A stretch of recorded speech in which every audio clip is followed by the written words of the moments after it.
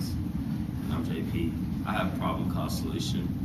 And my specific purpose is to persuade my audience that men should take a stronger stand against domestic violence. Okay. Domestic violence is all around us, everywhere we go. We just fail to pay attention to the little details. We decide to shrug it off using materials such as minimization and trivialization, which makes stuff seem less than what it really is. When I was younger, I had an aunt, and at all of our family gatherings, she would always have these discolorations on her arms. And when I was younger, I didn't really know what they were until later on in my teens, and my mom actually had to sit me down and tell me, and it was a humbling experience.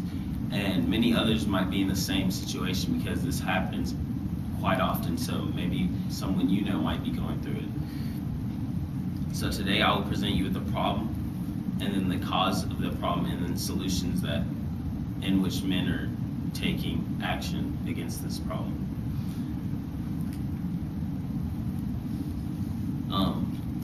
Domestic violence is not a common occurrence. What if I told you that 12.7 million are raped, stalked, or physically abused by their partners in a year? Domestic violence is defined as violent or aggressive behavior within a home. Typically, it is typically involving the abuse of a spouse or a partner. Why is it happening so often?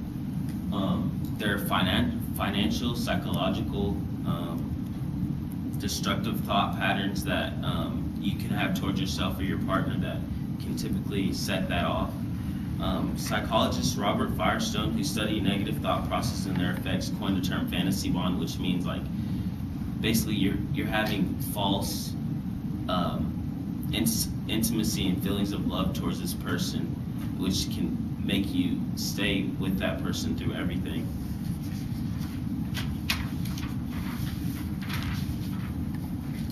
Second, domestic violence is often referred to as a women's issue.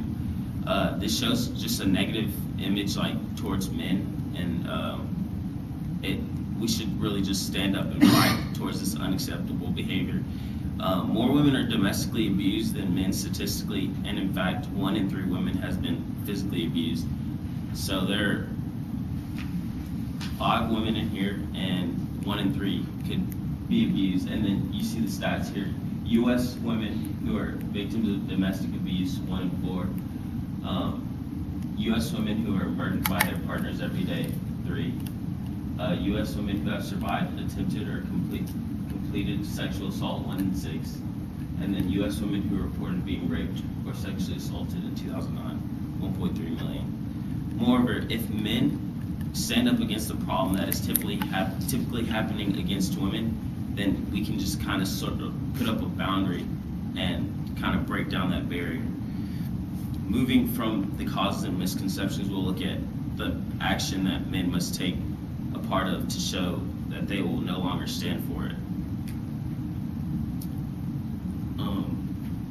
Furthermore, since domestic violence is often carried out against women, instead of feeding the stereotype already created, more men should join organizations like Men Against Domestic Violence to form more healthy relationships.